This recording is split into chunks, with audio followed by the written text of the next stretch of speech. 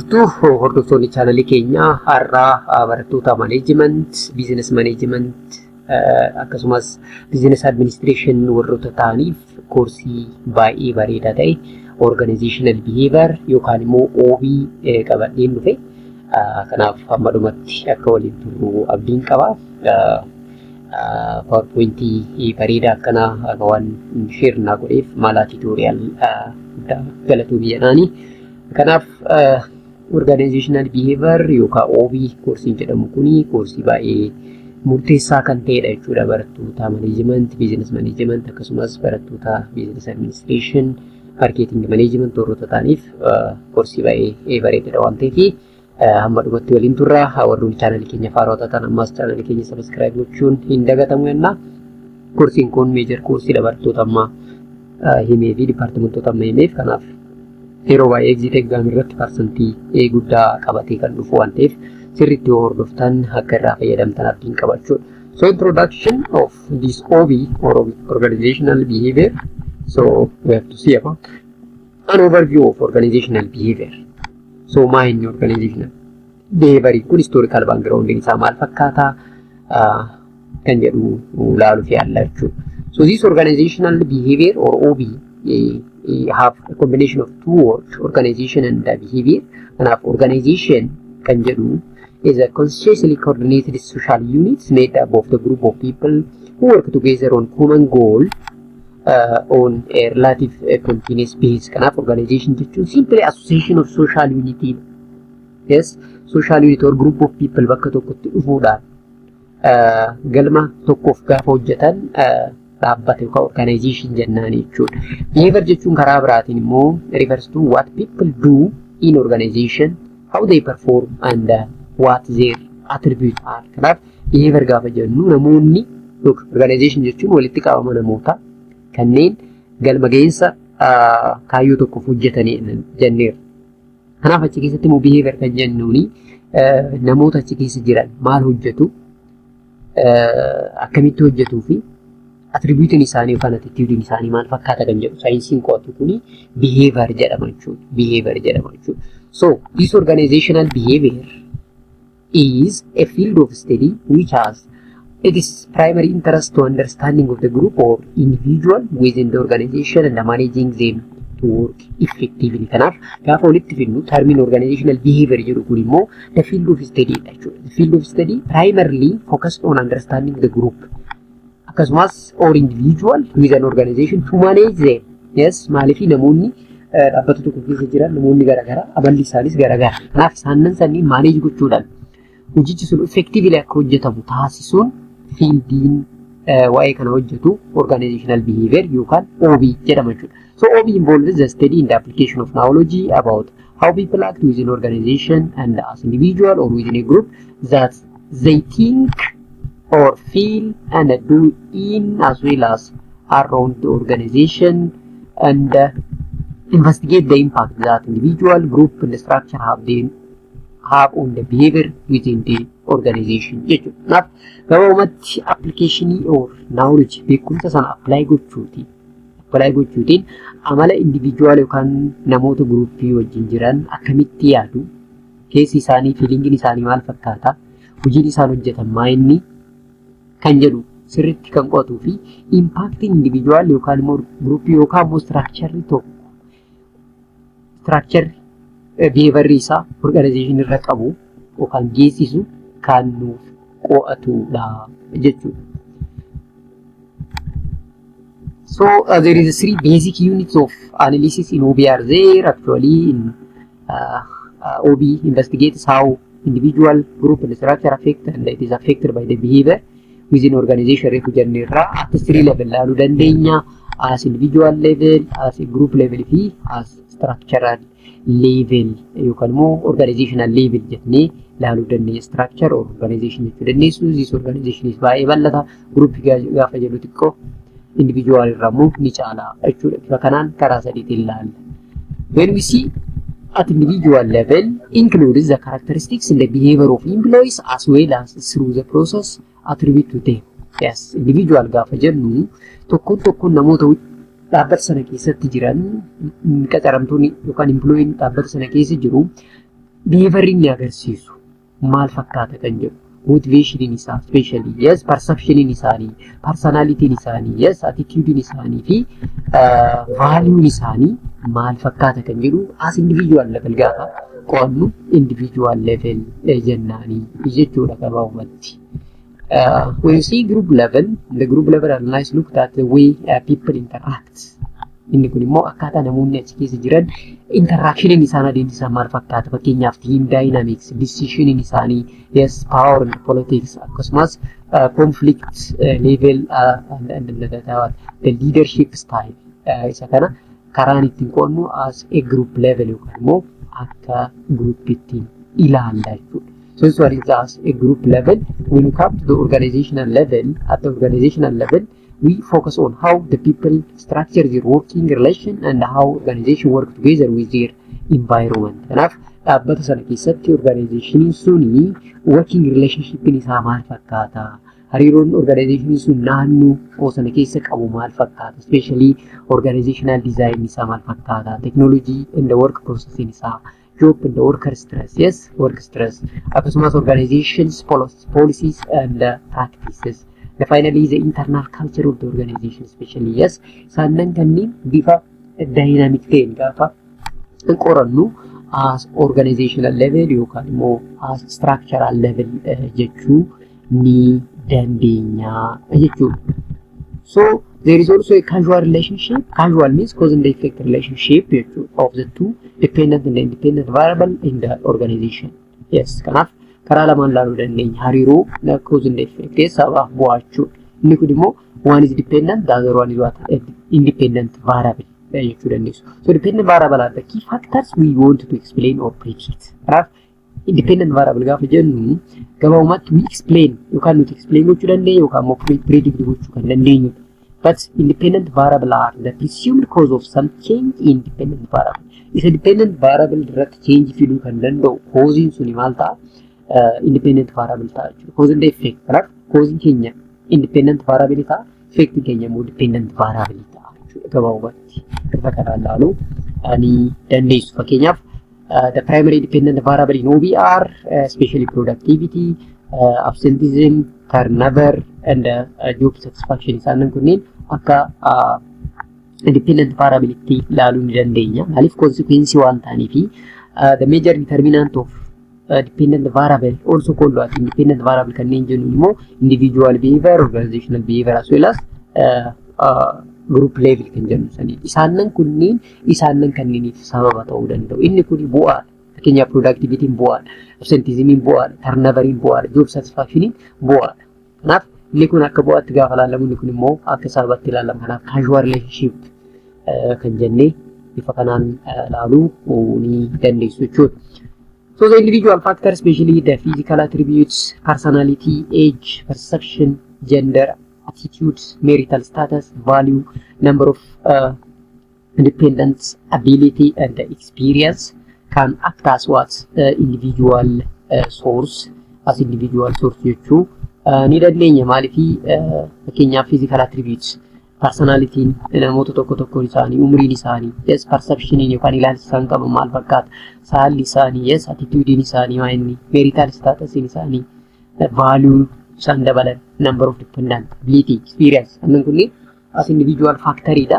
When group factor gaafa jennu immoo group dynamics, leadership style, power, politics, inter group relationship and the level of conflict in that group.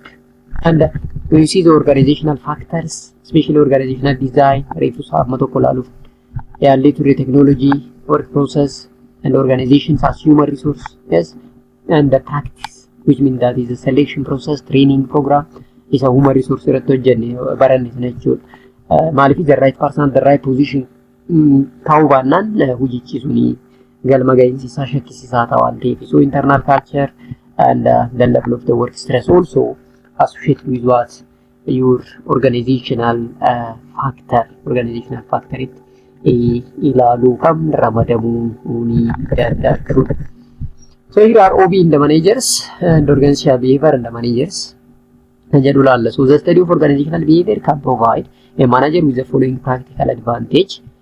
One organizational behavior provides a manager with the way of systematically thinking about the behavior of the people. Arte organizational behavior sirriitti beekuni managerri tokko systematically waa'ee population yookaan amala namoota hojjechiisuu yookaan manage godhu sana akka beeku isa taasisa jechuudha. And also the technique for dealing with the problem. Yeroo tokko problemin hakkam gochuu danda'a. Kanaaf problemii sana wajjin akkamitti deal akka godhu managerri tokkoof ibsa gahaa kennuu danda'a jechuudha. Organizational behavior sirriitti beekuu danda'a. Opportunities that commonly occur with work setting. Carraa naannoo hojii sanatti argamuu danda'a yookaan banamuu danda'a akka beekuuf isa gargaara jechuudha managerri tokkoof OB beekuun. The other one is characteristics of OB dha. And the major characteristics of OB amalli isaa maal fakkaata? Tokkoffaa interdisciplinary. Interdisciplinary jechuun hariiroo korsoota hedduu wajjin qaba yookaan fiildi hedduu wajjin hariiroo hidhata qabaachuu jechuudha. Interdisciplinary orientation qaba. And the behavioral science foundation, yes, scientific method foundation. OB had inherited a traditional scientific method in its investigation from the parent discipline. This organizational behavior is what? A crucial course for knowing the scientific method of foundation, behavioral science, as well as the interdisciplinary behavior with other courses.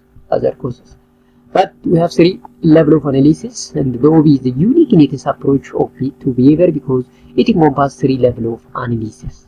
One, there is a contingency orientation. Here, the term contingency orientation reflects the need to consider the situation before drawing a conclusion about the behavior. Right? Why behavior to conclude gochuun yookaan draw conclusion irra gahuu keenya dura orientation isaa yookaan haalli isaa maal akka fakkaatu reflect kan itti goonuudha contingency orientation kan jennuun. There is a distinctly humanistic orientation.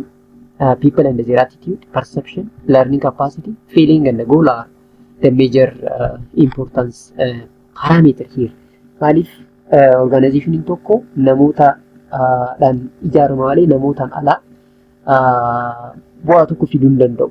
Kanaaf namoota wajjin hojjechuudhaaf garuu waa'ee namoota behavior isaanii humanistic approach isaanii sirriitti beekuun attitude, perception, learning capacity, feeling fi goal isaanii sirriitti adda baasuun baay'ee murteessaadha.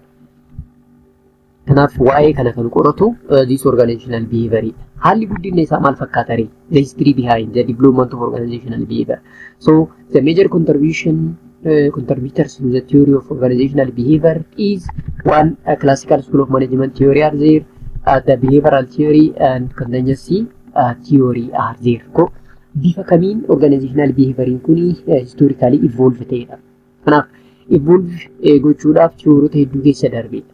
Tokkoffaa classical school of management theory, behavioral theory, contingency theory kanneen jennu. Fakkeenyaaf classical school of management gaafa jennu isa kana bakka sadiitti qoonnee ilaaluu dandeenya. Scientific management approach, bureaucratic management and administrative management. The major contributor for administrative management is Henry Fayol, whereas the bureaucratic management is mainly contributed by Max Weber, whereas the scientific management can be attributed or contributed by different scientists like Frederick Taylor, Lillian Gilbert, yes, isaanin kunniin fi kanneen saayintistoota biroo wajjin contributionii scientific management keessatti gahee guddaa warroota taphatanidha. Actually organizational theory yookaan management thought jettanii barataniirtu jechuudha. Waa'ee sanniin jechuudha sana revise gochuudhaaf yaalla jechuudha. So when it comes to the scientific management, this is a branch arose whose need to increase productivity and efficiency. Kanaaf scientific management inni guddaan kaayyoon isaa sababni dhufaatii isaa productivity fi efficiency organization tokko dabalu. So the major contributor actually Frederick Taylor and Henry Gans and Frank as well as Lillian Gilbert. Isaan kunniin saayintistoota yeroo jalqabaatiif scientific management draft kan godhanidha jechuudha. So isaanan saayintistoota productivity fi efficiency dhaabbata tokko dabaluudhaaf management scientific management approach akka barbaachisu yeroo duraatiif kan fidanidha jechuudha. Inni itti aanu administrative schoolidha. The emphasis is on the development of managerial principle rather than work method. Kanaaf very focus kan godhu managerial principle rather than work. Hojii osoo hin taane managerial principle irratti kan xiyyeeffatudha inni kun. So the administrative principle approach focused on the total organization, whereas scientific management focused on productivity and individual worker. Garaagarummaan isaa inni guddaan isa kanadha. So contribute. Kanaaf administrative principle mainly focus kan godhu actually total organization irratti, scientific management garuu individual irratti focus godhu. Individual productivity, individual efficiency irratti depend godha. Mainly contributor of this administrative behavior is Henry Fowle, which have almost drafted the 14 principle.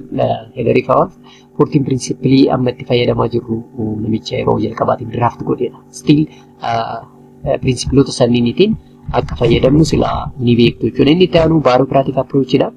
Bureaucracy comes from the French word bureaucratic, literally mean to rule from the desk or office. Kanaaf jechi bureaucracy jedhu afaan French bureaucratic jedhu irraa dhufe, hiikni isaa immoo to rule from the desk. Teessoo irra taa'anii bulchuu yookaan office irra taa'anii bulchuu hiikaa dhufama. So the chief advocate of bureaucratic approach actually Max Weber yeroo jalqabaatiif advocate kan godhe theory kana. According to Weber, bureaucracy is the exercise of control on the basis of knowledge. Kanaaf beekumsa irratti hundaa'uudhaan namoota control gochuu yaada jedhuudhaan fide jechuudha Max Weber actually.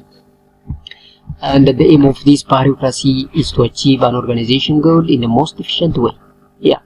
Kanaaf most karaa efficient and effective way ta'eetiin organizational goal tokko achieve gochuudhaaf bureaucratic approach inni barbaachisa jedhee nama yeroo jalqabaatiif dhaadheesseedha jechuudha Max Weber. Inni lammaffaa behavioral management theory dha. Behavioral management theory emphasize about management through psychological markup of the people. Kanaaf inni kun immoo mainly focus kan godhu behavioral thoughts irratti yookaan immoo psychological markup of people yookaan namoota hojjetan sana irratti. So behavioral approach refers to the management focused on what? Psychological and the social aspect of the work jedhee nama kan theory kaa'edha jechuudha. Theory kaa'edha. So the behavioral approach is sometimes referred to as the human relation or human resource approach because of the focus on making optimum use of workers in the positive way, such as making job motivation. Inni kun immoo yeroo baay'ee galma gahinsa organization tokkoof namoota bakka sanarratti hojjetan yookaan human resource irratti xiyyeeffannaa guddaa kennuu qabna. Especially fakkeenyaaf namoota motivate gochuu, namoota hojii sana hojjetan miidhaaf bakka gaarii facilitate kan goonuuf yoo ta'e, haala hojii gaarii create kan goonuuf yoo ta'e fi motivate kan goonu yoo ta'e organizational success ni finnaadhee kan amanuudha. So the major proponent of this theory, especially George Iltamayo and Abraham Maslow. Isaanan lamaan saayintistoonni lamaan kunneen theory kana yeroo jalqabaatiif kanneen draft godhani. Still now, Abraham Maslow need hierarchy ni fayyadamna. Hawthorne studies also can be used, which is drafted by Iltamayo. And also Douglas M.C. Grieger, which is the father of theory X and the theory Y. Kan jennu sana jechuudha kun immoo. The third one is the modern approach. The modern management theory indicates further improvement, extension, synthesis of all the classical and the human relation approach of management. So the modern approach mainly focuses on what? The improvement, extension, the synthesis of classical and the human relation approach to the management. So the modern management must have the twin primary objective of productivity, which is classical approach, and satisfaction, which is a modern approach or human relation approach. Isaanan lamaan bakka tokkotti akka lakkuu godhatee kan qabudha jechuudha. Modern management approach kun yeroo baay'ee productivity, which is from classical approach, fi satisfaction from human relation approach lamaan kana kan hammateedha jechuudha. So under the modern management theory, we have the following streams actually. One is qualitative, the other one is quantitative or quantitative management approach, the decision theory approach, system approach, and contingency approach. Isaanan kanneen qabachuu modern approach jalatti. Modern approach, quantitative, decision, system, and contingency approach bakka tokkotti qaba. So the disciplines that contributed to OB includes psychology, sociology, social psychology, anthropology, and the political science. Kursooleen kunniin OB keessatti hariiroo hidhata cimaa warroota qaban maali akkamitti kan jedhu laallachu. Fakkeenyaaf psychology yoo fudhattan, it is a science that seeks to measure, explain, and sometimes change the behavior of human and even animal. Kanaaf psychology science waa'ee behavioral change of human and animal kan qo'atudha jechuudha. Psychology kan jennuun. Sociology kun immoo yeroo baay'ee the relationship of human being waa'ee hariiroo dhala namaa kan nuuf qoratu yoo ta'u, anthropology immoo the study of society to learn about human being and their activity. Almost yeroo baay'ee psychology in sociology fi anthropology yeroo baay'ee garaagarummaan isaanii baay'ee namaaf hin galu yookaan immoo alternatively namoonni yeroo fayyadaman argina. Garuu sociology gaafa jennu gabaabumatti waa'ee relation of the human being kan qoratu yoo ta'u, anthropology immoo waa'ee society fi haala dhala namaa fi activity isaan godhan kan nuuf qo'atudha. Social psychology gaafa jennu an area within psychology that blend concepts from psychology fi sociology isaan lama bakka tokkotti and focus on the influence of people on the other. Kanaaf namni tokko nama biraa irratti influence inni geessisu maal fakkaata kan jedhu kan qoratu social psychology jechuu dandeessu. Political science it's straightforward the study of behavior of individual or group within political environment. Kanaaf amala namni tokko kan groupiin political environment keessatti agarsiisu kan qoratu political science jechuu dandeenya. Kanaaf fiildoleen kunniin organizational behavior wajjin hariiroo hidhata cimaa warroota qabanidha jechuudha. So this psychology contribution has been mainly at the individual or micro level of analysis. However, the other discipline have contributed to the understanding the macro concepts such as group as well as organization. Gaafa separate group of silee kanneen psychology mainly focus on individual level yookaan micro level. Garuu sociology, social psychology, anthropology sunniin garuu on macro level gaafa jennu the concept of group process and organization isaan kanneen barnoota yookaan fiildileen qo'atan. Maarri jaarraa 21ffaa kana keessatti immoo OB'n bifa kamiin ilaalamaa inni itti aanu OB in the 21st century kan jedhudha. So the relation or the reality of the new workplace here are some of the reality of the new workplace jedha. So amma workplace amma keessa jiru kuni realitiin isaa maal fakkaata? Fakkeenyaaf managing workforce diversity bakka hojiitti namoota hedduu, amaloota hedduu, akkasumas culture hedduu fi religion hedduutu jira. Isaan sanniin bifa kamiin manage gochuu dandeenya kan jedhu nu agarsiisa. Akkasumas nowadays we are on the globalization era keessa jirra. Globalization sana bifa kamiin manage goonu yookaan immoo wanta globalization fidu sanaaf deebii bifa kamiin kennuu dandeenya. Responsiin keenya maal fakkaata kan jedhudha. Akkasumas workforce naan yeroo ammaa kana dynamic so changing workforce sana bifa kamiin manage gochuu dandeenya. Consumer expectation are changing as well. Customeroonni keenya yeroodhaan behavioriin isaanii change ta'a. Isaan sanniin akkamitti handle gochuu dandeenya. Even the organization by itself can be changed. So jijjiiramaadha jechuudha. So isa kana bifa kamiin manage gochuu yookaan immoo teknooloojii fi bara wajjin adeemsisuu dandeenya kan jedhu karaa ittiin qo'annuudha jechuudha. So this organization as a system, akka systemitti ilaaluu dandeenya. Gabaabumatti system jechuun a series of function or activity within an organization that work together for the aim of what? Achieving the organization goal. Kanaaf system gaafa jennu the set of interrelated components so as to perform a single function jechuu dandeessu. Therefore, there are two types of system actually, open system and closed system jechuu dandeessu. Open system jechuun environment wajjin easily interact gochuu kan danda'udha. Closed system jechuun immoo kan environment wajjin interacting goonedha. Iddoo irratti boundariin kan jiru jechuudha. Actually kana MIS irratti management information system irratti barattanii jirtu. Anis gara fuulduratti viidiyoo isaa waan isin hojjechuu ta'a jechuudha. So synergy refers to the instance when the sum of individual contributes exceeds a simple summation of them.